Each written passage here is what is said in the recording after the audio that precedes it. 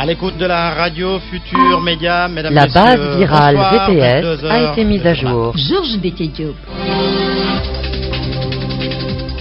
Avis aux personnes détentrices de véhicules de la présidence, elles ont 72 heures pour les restituer.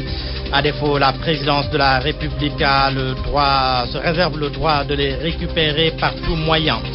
Le besoin urgent de l'État, 200 milliards de francs CFA pour faire face aux priorités de l'heure et pour juguler les difficultés de trésorerie, le gouvernement décide de résilier 684 lignes téléphoniques de la présidence et entend vendre la pointe de Sangomar.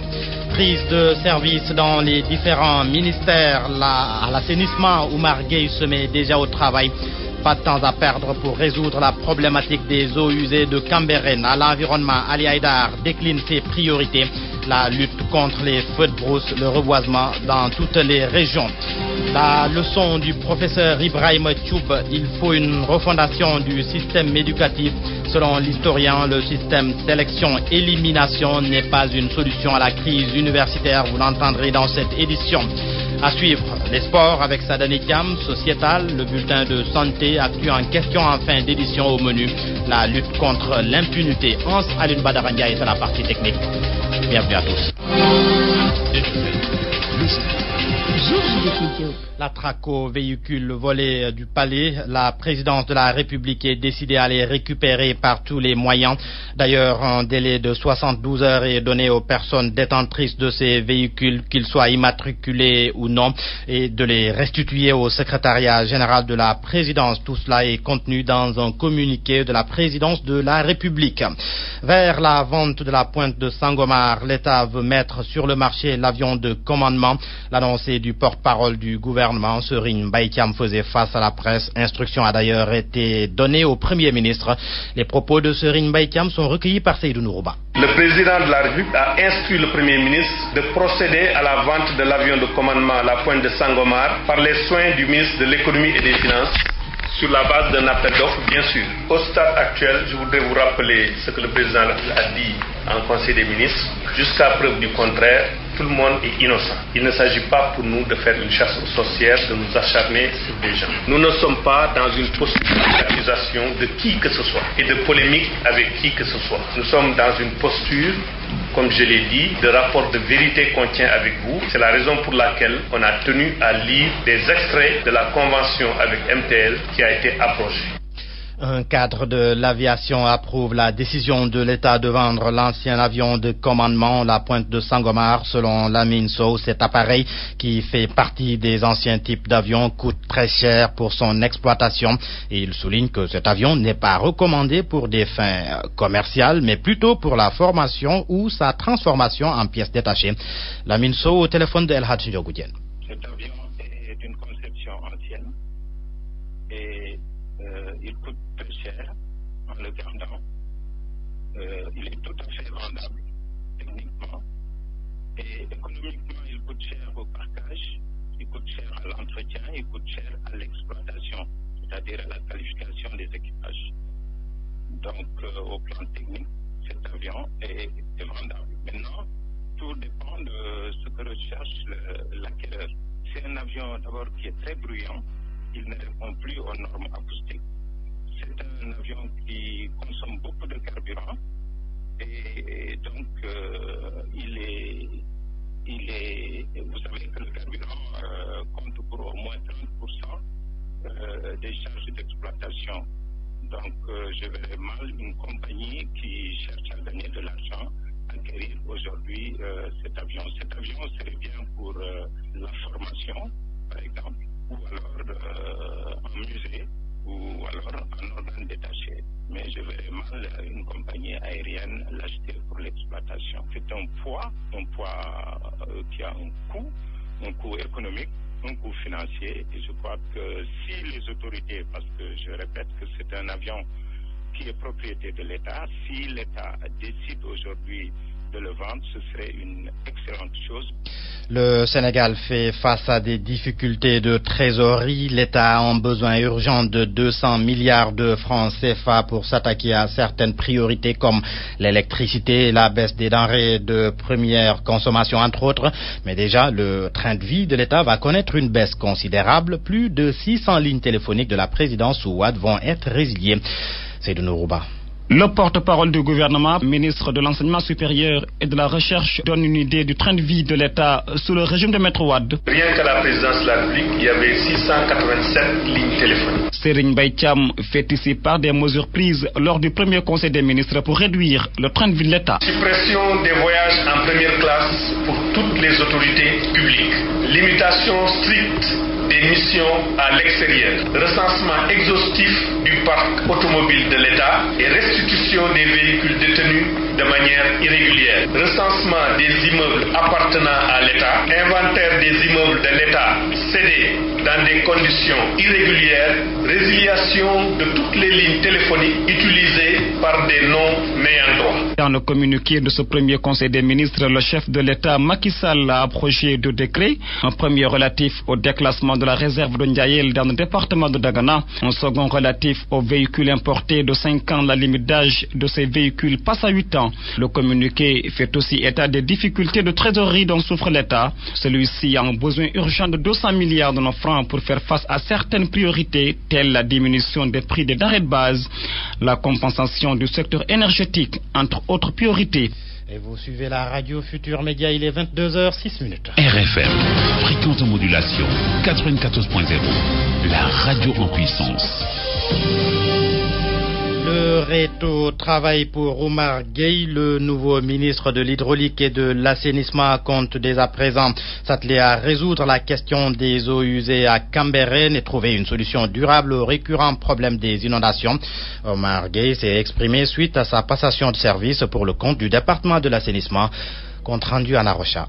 Pas de temps à perdre pour Oumar Gueye. L'assainissement est un secteur qui urge juste après la passation de service avec Bekay Diop, directeur de service du dit ministère, et le gouverneur de Dakar ont été convoqués d'urgence. Mission Cambérène. Qu'on fasse une première réunion de travail, qu'on puisse programmer très vite un déplacement sur Cambérène pour rencontrer les autorités religieuses, pour rencontrer les populations, pour qu'ensemble qu'on puisse trouver une solution. Parce que la situation est très critique, la situation est même assez dangereuse du point de vue de la santé publique. Donc il faut que l'État prenne ses responsabilités par rapport à cela dans un cadre de dialogue et de discussion en vue de trouver une solution qui puisse régler tous les problèmes. Autre problème auquel il va également falloir trouver solution rapide et à long terme, le phénomène des inondations. C'est un phénomène récurrent qui se pose au Sénégal. Et je pense qu'il ne s'agit pas aujourd'hui de trouver des solutions provisoires où chaque année c'est le... Il faut trouver une solution définitive à ce problème-là. Monsieur le Président de la République, Monsieur le Premier ministre, l'ensemble du gouvernement s'y attelle. Et en ce qui me concerne particulièrement avec le département que j'ai, nous allons mettre en œuvre tous nos efforts,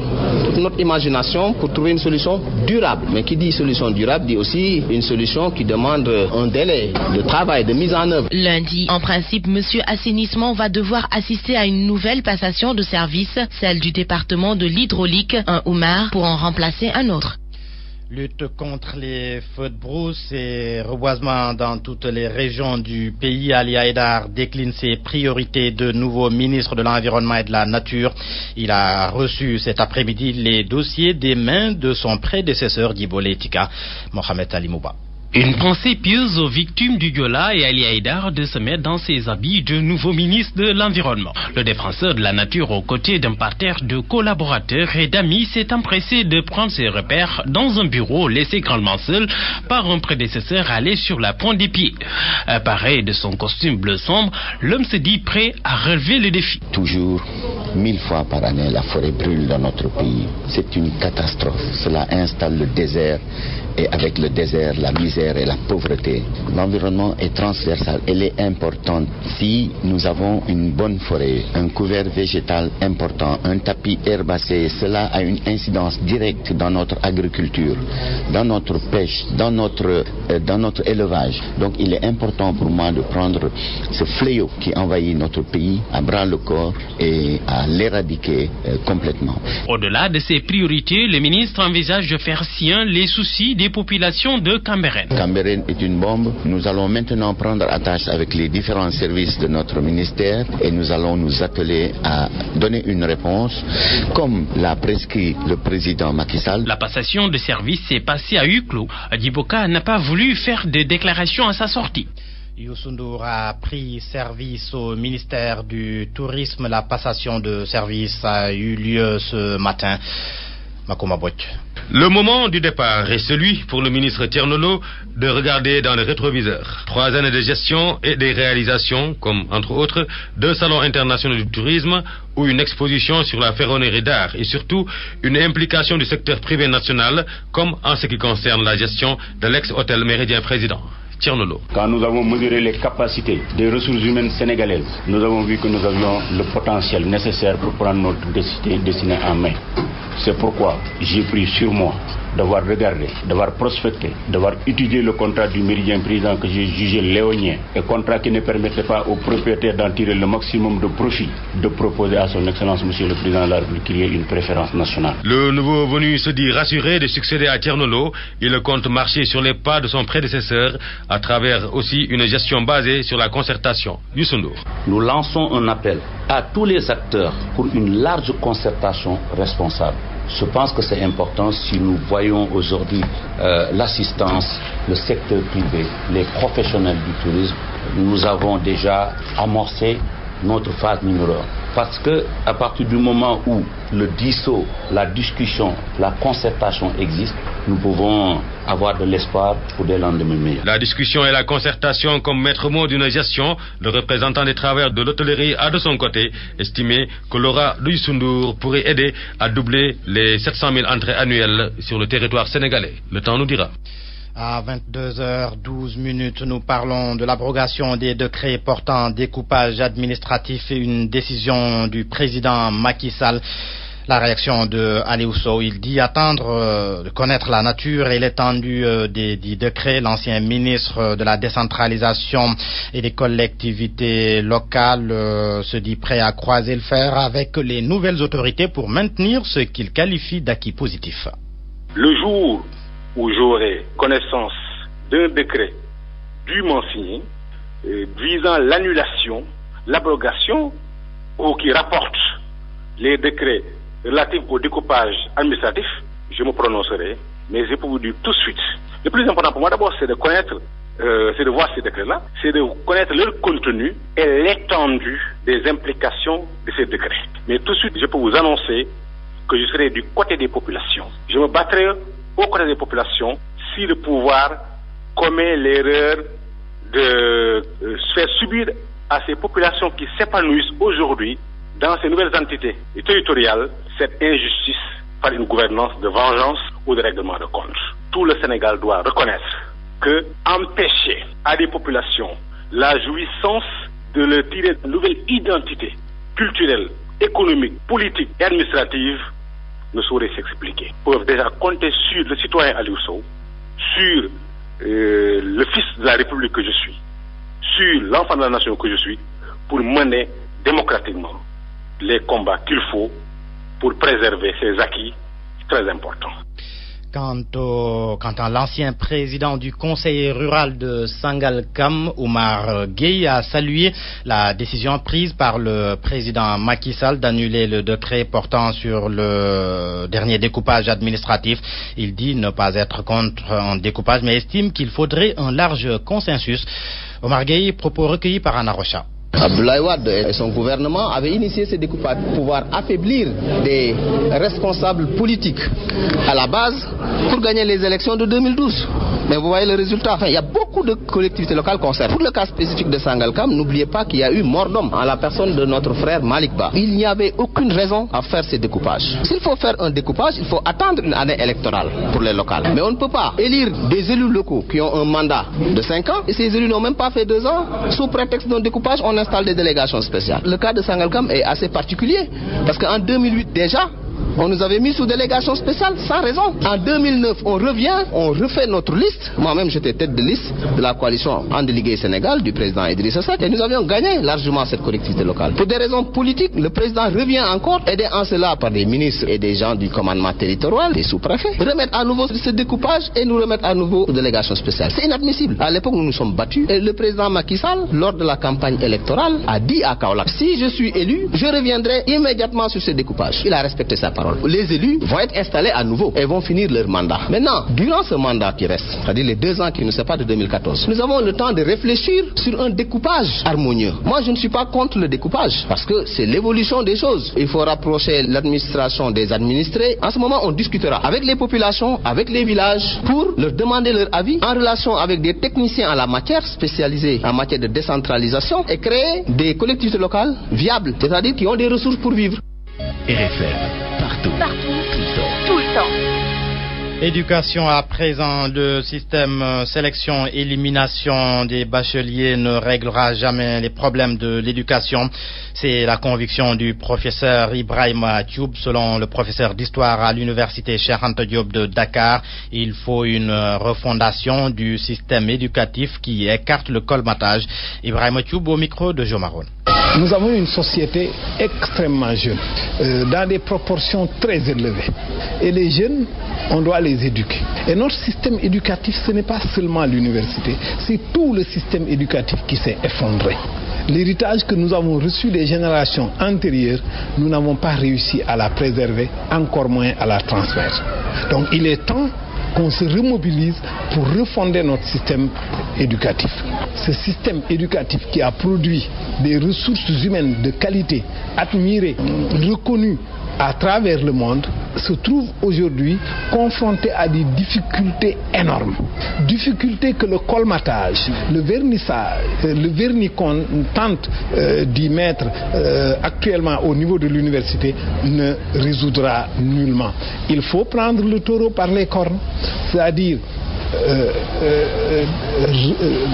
refaire plus que ce qui a été fait aux États généraux, et donc il faudra consacrer beaucoup d'énergie en termes de réflexion et en termes de ressources dans l'éducation, et surtout que les acteurs osent se dire la vérité.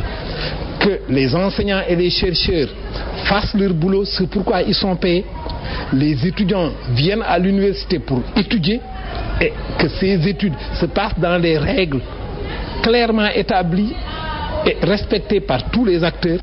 Le professeur Ibrahima Thioub animé une conférence sur le thème politique et violence en Afrique, enfance de la démocratie ou culture de la prédation. Il sera notre invité dans nos éditions de demain. Direction le sud du pays pour parler des conséquences de la situation instable à Bissau dans le secteur du transport. Plus de 20 véhicules en provenance du Sénégal sont bloqués à la frontière. Ils sont interdits d'entrer en territoire bissau-guinéen, et ce jusqu'à nouvel ordre. En cause, les autorités ont fermé la frontière à Diégui. Abdoulaye Sambou s'est rendu à Mpaké et a fait le constat. Correspondance. Nous sommes en Mpaké, village frontalier avec la Guinée-Bissau, situé à 15 km de Ziguinchor. Un décor inhabituel règne dans ce poste frontalier où douaniers militaires et policiers régulent les entrées et les sorties des personnes et de leurs biens. Plus d'une vingtaine de véhicules de transport en provenance de Ziguinchor et de Dakar contraints de stationner à cause de la situation instable à Bissau. La frontière étant fermée à Diégui, autre poste frontalier en Guinée-Bissau. Une situation qui a fini de créer des désagréments chez les passagers et autres chauffeurs, à l'image de Abdoulaye Dabo. Aujourd'hui, pratiquement, on a beaucoup de problèmes actuellement. On est sur le frontière de Ziguinchor, de Sénégal, au Mpaké. Donc, on a quitté de Ziguinchor de 8h jusqu'à 14h15, on ne peut même pas passer. Donc, on nous dit qu'il y a un problème à Bissau. Et on ne sait pas comment résoudre ces problèmes-là. Parce que vraiment, quand vous regardez, il y a beaucoup de passagers ici, il y a des enfants. qui ne mange pas, qui ne boit pas. Donc je ne sais pas comment l'expliquer. Donc on est complètement fatigué, c'est difficile actuellement. Ce passager bissau-guinéen visiblement fatigué se résigne. Alors non problema grandi para nós bissau-guinéens porque nós guineenses mas uma bem tem polêmica lá não por passar ficha fronteira porque fala ninguém cana passa bom não que se bicar logo não por sair nós está ali naquele pera até quando que abre fronteira para não por passar anga como é documento. Si certaines sources bissau-guinéennes à Sao Domingo se renseignent de l'ouverture imminente de la frontière, force est de reconnaître que tout dépendra de l'évolution de la situation à Bissau. Abdoulaye Sambou de retour d'Impact, RFM. À Bissau, précisément, c'est le calme plat au lendemain de la tentative de coup d'État. Les militaires ont rencontré aujourd'hui les acteurs politiques pour leur demander de faire des propositions pour la formation d'un gouvernement d'union nationale. Norman Kali. L'état-major général des forces armées bissau-guinéennes vient de confirmer la déposition du Premier ministre Carlos Gomes Jr. et du président de la République intérimaire Raimundo Pereira. L'information a été donnée par le porte-parole de l'état-major général des forces armées, le lieutenant-colonel Dabana Nawalna, après une rencontre avec les partis politiques bissau-guinéens. D'après cet officier militaire, les dirigeants politiques ont pour quelques jours pour présenter une proposition d'un gouvernement d'union nationale dans lequel ne peuvent pas prendre part ou figurer l'ex-premier ministre Carlos Gomes Jr. et l'ex-président de la République intérimaire Raimundo Pereira. Toujours selon cet officier, une nouvelle élection législative et présidentielle doit être organisée pour mettre en place un gouvernement démocratiquement élu et un président élu. Dabana Nawalna a garanti que Carlos Gomes Jr. et Raimundo Pereira se portent bien, conclut-il. On rappelle que Carlos Gomes Jr., candidat favori du PAIGC, au premier tour avait remporté cette élection avec 49% des suffrages, suivi de Kumbayala 23%, et qui a refusé de participer au second tour, annulé finalement par les militaires. Nouaman Kalibissao, RFM. Tout de suite, les sports. RFM Sport. C'est parti, Sadani Kiam, bonsoir. Georges de Studio, bonsoir. Mesdames, Messieurs, bonsoir. La Ligue a livré ses premiers verdicts de la 11e journée cet après-midi. C'était au stade d'Amba Diop. Le Port et la Jeanne d'Arc de Dakar sont donc les principaux bénéficiaires de cette 11e journée qui a débuté ce vendredi au stade d'Amba Diop. Ils ont battu respectivement Kaffrine par 2-0 et la Renaissance de Dakar par 2-1. Malik Daf, coach du Port, se dit très satisfait de ce résultat et félicite ses joueurs. Néanmoins, rien n'est encore joué. Nous l'écoutons. Je félicite mes joueurs pour cette belle victoire parce que je pense qu'on est en train de jouer un championnat vraiment palpitant. Renaissance est premier depuis la 4e journée et jusqu'à présent contre Renaissance n'avait pas encore perdu de match. Et je pense qu'aujourd'hui nous avons gagné contre l'AS Kaffrine parce qu'on était toujours derrière Renaissance depuis 3 journées. La fois passée, on a arrêté le coach contre Marguerite, là où on a mené 2-0, on s'est fait reprendre en fin de match. Cette fois-ci, on a gagné 2-0, on a bien géré le résultat. C'est un bon résultat pour la suite du championnat, parce que je pense que rien n'est encore joué. Les matchs se jouent jusqu'à la fin du championnat. Il faut rester concentré, préparer les matchs les uns après les autres et les jouer à fond, c'est ça. Malik Daf, coach du Port, et puis rappeler que les buts du Port ont été marqués par Mamadou Martar Gueye à la 41e minute et Abdallah Diakhaté à la 48e minute. Du côté de la Jeanne d'Arc de Dakar, c'est pratiquement le même refrain. Battre le leader de la poule qui n'a concédé aucune défaite depuis le début de la saison est un grand pas. Jules Boucher est le coach adjoint de la Jeanne d'Arc de Dakar.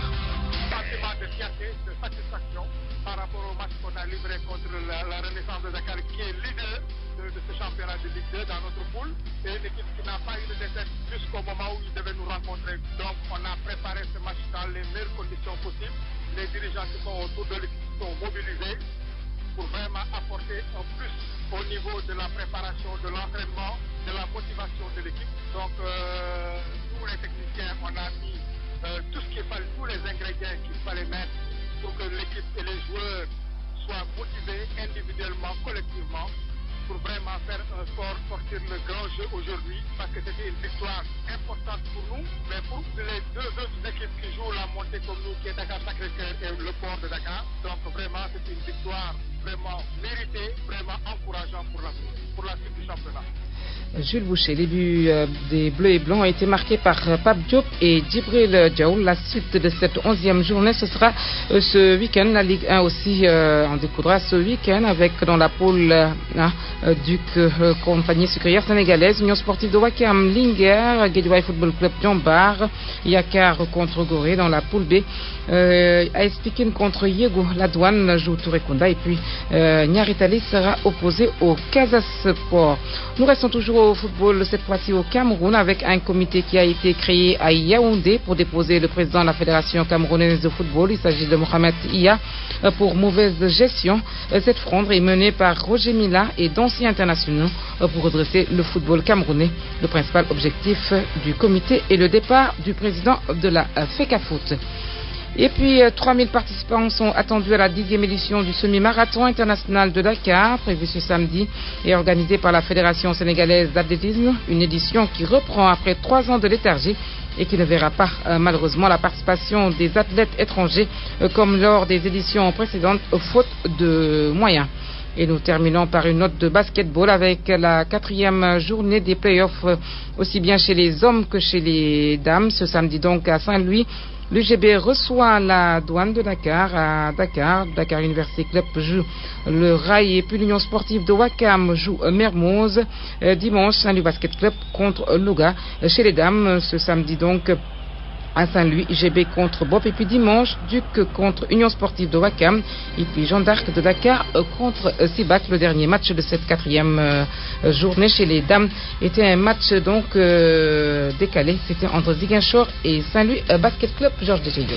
Sadanikiam, merci, mais restez avec nous pour suivre Sociétal qui porte la signature de Aminata Goudiaby.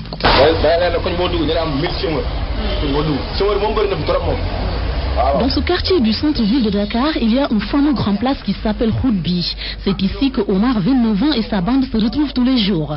Ça boit du thé, ça se partage du café et ça discute entre copains. J'ai pris mon petit déjeuner. Chaque jour, je suis là. Si je me réveille le matin, je vais rester ici prendre le petit déjeuner, traîner un peu, après je vais à la maison. Leurs journées se réduisent en cela. Aucun membre du groupe ne travaille. Dans leur mentalité commune, ce sont des jeunes Dakarois, alors pas question pour eux de s'adonner à une certaine catégorie de métiers. Gaspard, cadet de la bande. C'est ça le problème, quoi. À mon âge, à ce moment-ci, je n'ai pas un métier à apprendre, quoi. J'ai 23 ans, mais quand même, je n'ai pas un métier pour faire apprendre, quoi. Ce sont des sous-métiers, quoi. En plus, je suis un boy maintenant. Ah, c'est ça le cas. Quel genre de métier, par exemple? Vendre des cartes de crédit, pour moi, je ne peux pas le faire, quoi. Pour moi, je ne peux pas le faire, quoi. Pour ces jeunes, les métiers de colporteur, livreur ou encore cireur ne sont pas conformes à leur profil. Je n'ai autre chose, quoi, mais pas aller sur la route pour vendre des cartes crédit, autre chose. Mais pour le moment, je reste comme ça. Hein. Autre milieu, autre façon de penser. Mohamed Gueye est réparateur de téléphones cellulaires. Le bonhomme a un bac et a fait une formation en maintenance, mais peine à décrocher du boulot dans ce domaine. Il prend son mal en patience. On a ouvert un magasin pour réparer des téléphones et des ordinateurs. À la fois, jusqu'à présent, on attend là. C'est ça. Il n'y a pas de sous-métier, c'est le slogan retenu par Mamcher, journalier dans une société qui produit des bouillons. Il a pourtant fait des études poussées. Aujourd'hui, on peut être commercial. Pour vous dire la vérité, il y a un moment, j'avais arrêté les études. Je partais à la pêche comme tous les autres. Tous les matins, je me levais, j'allais à la plage de Stumbedjoun, j'aidais les autres. J'avais mon cousin qui travaillait là-bas, il m'emmenait tout le temps. Je gagnais ma vie honnêtement. J'avais tous les jours, j'avais 4000 francs par jour. Tu vois, j'avais pas besoin de tendre la main pour demander à qui que ce soit de m'aider. Ce jeune homme, lui, requiert l'anonymat. Il a 30 ans, il veut aider à tout prix ses parents. À son avis, il n'a pas le droit de sous-estimer un métier. Actuellement, je suis caméraman pour les cérémonies, mariage, baptême, les cérémonies religieuses. Bon, mais malheureusement, je suis chômeur parce que je travaille personnellement, quoi. En fait, avec la vie chère, bon, je trouve pas de boulot, quoi. Non, il n'y a pas de sous-métier. J'ai fait même soudeur métallique. Si pour des jeunes Sénégalais, certains métiers sont dévalorisants, pour d'autres, tous les moyens sont bons pour gagner sa vie de façon légitime. Dans le fond, il n'y a pas de sous-métier. Tant qu'on a la possibilité de faire quelque chose, pour moi, il n'y a pas de sous-métier, quoi. C'est le fait de s'en sortir, pour moi, c'est ce qui compte, quoi. Val d'Afrique vous offre le bulletin de santé. C'est avec Awambaye et il est question d'éjaculation précoce. Bienvenue. L'éjaculation précoce, un motif fréquent de consultation. Elle n'est pas considérée comme une maladie en tant que telle, mais plutôt comme une difficulté chez l'homme à pouvoir contrôler son excitation, et elle se traduit par une éjaculation qui survient trop vite, 2 minutes ou moins de 2 minutes de rapport sexuel. Mais attention, les médecins sont clairs, il n'y a pas de durée dite normale pour les rapports sexuels. Docteur Lamignon, urologue à l'hôpital général de Grand-Yoff. Oui, l'éjaculation précoce, c'est la pathologie sexuelle la plus fréquente chez l'homme. Donc c'est quand l'éjaculation survient trop précocement. Parce que vous savez que quand même les rapports sexuels, c'est entre un homme et une femme. Si un homme, à chaque fois, il éjacule avant l'orgasme de sa femme et que ça se répète très souvent, on peut penser quand même qu'il y a une éjaculation précoce. Mais souvent, on donne un délai qui est de 2 minutes. Ce délai de 2 minutes, ça veut dire que ceux qui éjaculent avant 2 minutes, c'est un peu plus compliqué à traiter. Mais tous ceux qui éjaculent après 2 minutes, ils peuvent se traiter par un traitement uniquement comportemental. Sans même médicament, ils peuvent guérir. À chaque fois qu'il peut rester 2 minutes, il peut rester plus. Pour l'éjaculation précoce, il est difficile de déterminer telle ou telle autre cause. Mais le plus souvent, elle est d'ordre psychologique, selon le docteur Lamignon. La cause, on dit qu'il y a des causes psychologiques, il y a plein de causes qui peuvent entraîner. Parce que certains, c'est l'atmosphère, parce qu'ils ont des rapports sexuels peut-être dans des circonstances un peu particulières. Mais il y a certains, c'est pas lié à la cause, c'est lié à l'hyperexcitabilité, au stress qui peuvent donc entraîner l'éjaculation. Il est important de traiter l'éjaculation précoce parce qu'elle peut être source de problèmes dans un couple si elle persiste. Il existe des médicaments qui peuvent avoir un effet positif, mais il y a mieux et c'est la thérapie comportementale qui apprend l'homme à retarder son éjaculation. C'est des thérapies comportementales, c'est surtout, on demande aux patients quand ils ressentent la première sensation que l'éjaculation est imminente, s'il faisait des mouvements, il faut arrêter les mouvements et respirer. Et souvent on dit de respirer, d'attendre que cette sensation-là parte et qu'ils reprennent les mouvements.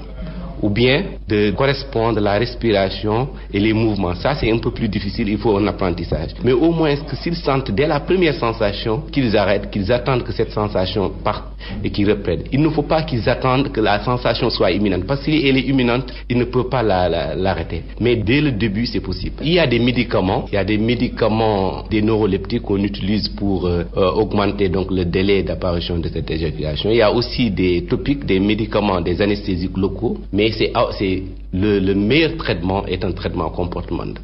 Il faut savoir retenir son éjaculation. Merci docteur Lamignon, merci à vous. À lundi, d'ici là, prenez bien soin de vous. Le gel main Valda, efficace sur 99% des microbes. Val d'Afrique vous a offert le bulletin de santé. C'est la fin de ce 22h, le rappel de ce qui a fait l'essentiel de l'actualité. Georges Bétégo. Avis aux personnes détentrices de véhicules de la présidence, elles ont 72 heures pour les restituer. À défaut, la présidence de la République se réserve le droit de les récupérer par tout moyen. Le besoin urgent de l'État, 200 milliards de francs CFA pour faire face aux priorités de l'heure et pour juguler les difficultés de trésorerie. Le gouvernement décide de résilier 684 lignes téléphoniques de la présidence et entend vendre la pointe de Sangomar. Prise de service dans les différents ministères. À l'assainissement, Oumar Gueye se met déjà au travail. Pas de temps à perdre pour résoudre la problématique des eaux usées à Cambérène. À l'environnement, Ali Haïdar décline ses priorités, la lutte contre les feux de brousse, le reboisement dans toutes les régions, entre autres. La leçon du professeur Ibrahima Tchoub, il faut une refondation du système éducatif. Selon l'historien, le système sélection-élimination n'est pas une solution à la crise universitaire. Merci à Hans-Anup Badarandiaï qui a assuré la partie technique de cette édition. Merci à vous également de nous avoir suivis. Excellente suite des programmes sur Radio Futur Média. Tout de suite, Actu en question.